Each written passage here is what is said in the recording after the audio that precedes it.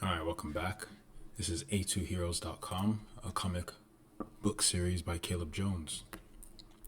Last time we went over some of the characters that are going to be on the story that we'll be going along with. And we touched on Black Dragon, Pink Firefly, Larry, and Zora. We then moved on to Butternut, Rosalind Shattershield, Queen Strang, Princess of Jeslam. Very cool. Those were the next four. Very, very good work of art. Then we had Barlow the Abundant, then Matron Sindrith, Fuzzlewax, and White Dragon. I like White Dragon. I like him a lot. He's really cool. And then we had Darkfire, Olindris, Broomcrow, and Vilray. Very nice. Great work of art on all of them, especially Olindris and Vilray. Broomcrow is a giant war bear with an axe and tower shield. Badass.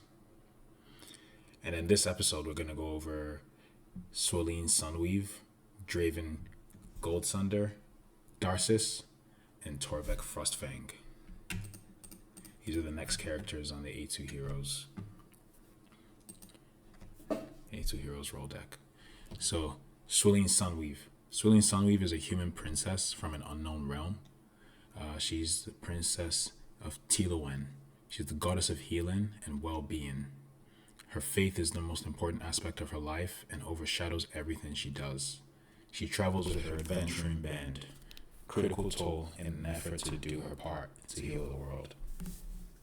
She is kind, patient, understanding, and quiet, but can be strong when she's called upon. She hides most of her personality from others and is rather closed. She magically heals wounds, even grievous ones, but she cannot raise anyone from the dead. She can also magically bolster strength, endurance, speed, and courage to her allies when needed. Sylwen avoids direct combat whenever possible, but when she has no other option, she wields her sorcerous golden chain staff, which functions as both hardened staff and a loose weapon chain. Very cool, I like that. I can see the chain staff now in her artwork that I mentioned. So it can either be stiff and rigid and be like a staff, or it can be loose and wavy like a chain. That's really cool. It's almost like a biblical rod to serpent transmutation, like an adder or something. Rod of the adder. That's a nice creative interpretation of that. I like her clerical vestments, her priestly robes with the white and the blue accents, and her gentle spalders, and her gold accents, and her necklace, and her corset plate as well. Very cool. So she's both a priestess and a goddess. Sylwen Sunweave. She's a cleric, in my opinion. Very cool. She's going to be Critical Toll's healing source. Nice. So that was Sylwen Sunweave. Next, let's talk about Draven Goldsunder. Alright, Draven Goldsunder is a human warrior from the kingdom of Clor. He's a warrior with a little bit of sorcery. Draven Goldsunder is a strategist for the king of Clor. Draven Goldsunder is, for all intents and purposes, the true power behind the throne. He's intelligent, strong, powerful, resourceful, clever, and quick to anger. Draven Goldsunder. Quick to anger. I like that. His master plan involves securing all land in and around Clor and then attacking the larger neighboring kingdom of Zorath. His companion is Darcis, though he beds other women when the desire takes him, including the queen herself. Nice. Powers and abilities. He's a powerful warrior, famed throughout the kingdom for his battle prowess. He can summon his magical sword, shield, and other items of sorcery at will by storing them in a pocket dimension. He can astrally project his consciousness, leaving his body for a time, and is able to see and communicate with others in his astral form hundreds of miles away. Though his body is vulnerable wherever he does this.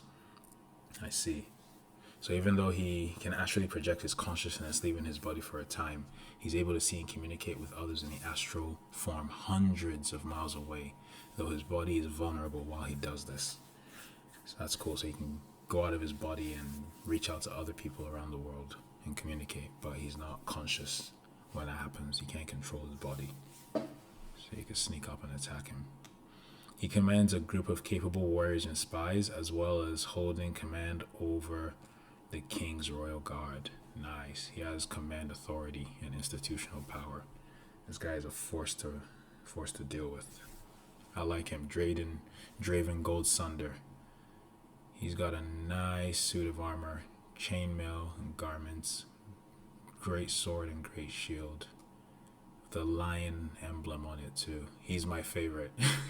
Automatically. Anyone who reps the lion is my favorite. And Draven Gold Sunder reps the lion. Nice. That was really cool. Draven Gold Sunder is incredible. Let's move on to the next character in our story, Darcis. Darcis is a human sorceress of unknown origin. She has combat-infused sorcery. She's sorcery-infused herself as a human being. Look at the cool fractures on her face. Jeez. At some point in her past, Darcis was kidnapped by an evil sorcerer who subjected her to various sorcerous experiments. She survived, but was forever changed. She can't speak and only communicates in harsh whispers, yells, and similar sounds. Her face has lined with strange scars. She is strong, vengeful, wrathful, and will kill anyone who crosses her. Her current lover and superior is Draven, though she constantly protests against him. Nice. Powers and abilities. Darcis is able to generate massive heat with her hands, enabling her to melt almost anything, including metal. Whoa. Her hands are also near invulnerable. She's also stronger than the typical human, though she uses no weapons. Nice, I like her.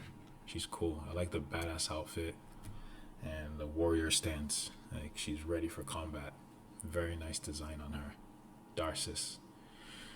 Almost reminds me of Shigo's evil sister.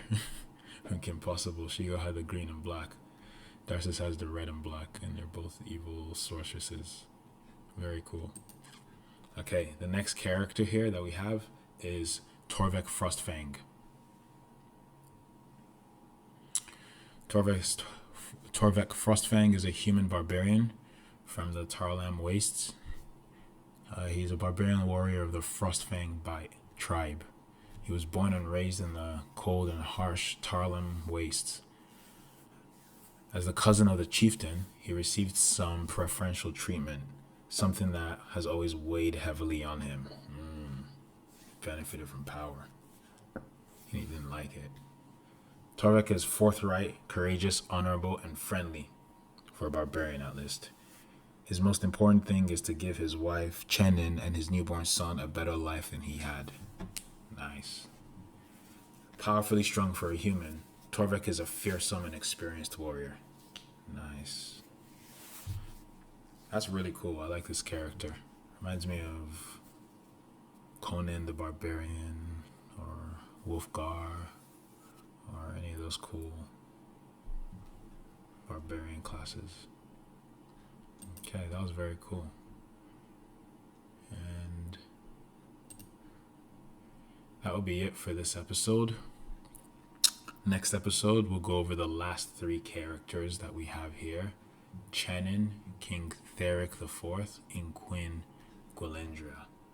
But for now, stay tuned for more.